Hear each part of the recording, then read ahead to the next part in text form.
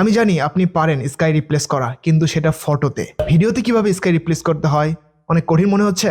সমস্যা নাই, আমি আছি না।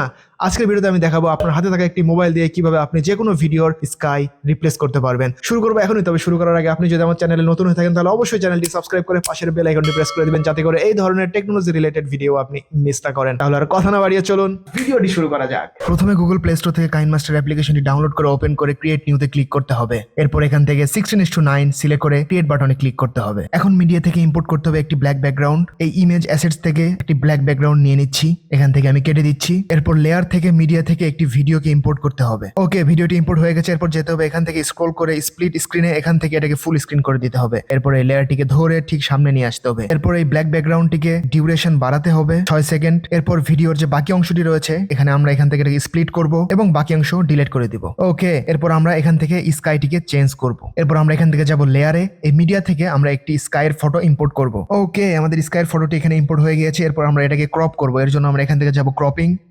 আমরা এখান থেকে ক্রপ করার পর এখান থেকে আমরা ব্যাকে চলে আসবো। আমরা এটাকে সাইজে বড় করব, করার পর আমরা এখানে অ্যাডজাস্ট করে দিব। এরপর আমরা কি করব, আবারও এই ইমেজ লেয়ারে ক্লিক করব। এখান থেকে যাব ক্রপিং, এখানে যাওয়ার পর আমরা ফেদার করে দিব 6 or 7।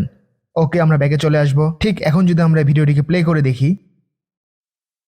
অ্যান্ড বুম, আমরা এখানে আরো একটা কাজ করতে পারি। এই যে ইমেজটি রয়েছে স্কাইয়ের, এটাতে আমরা ইফেক্ট অ্যাড করতে পারি, তাহলে দেখতে আরো ভালো লাগবে। এর জন্য আমরা কি করব, এই ইমেজের লেয়ারটি ক্লিক করব, এখান থেকে যাব ইন অ্যানিমেশন, এখান থেকে আমরা সিলেক্ট করব ফেড। ওকে, আমরা এখান থেকে ফেডের টাইমটা একটু বাড়িয়ে দিতে পারি। ওকে, এখন যদি আমরা প্লে করে দেখি,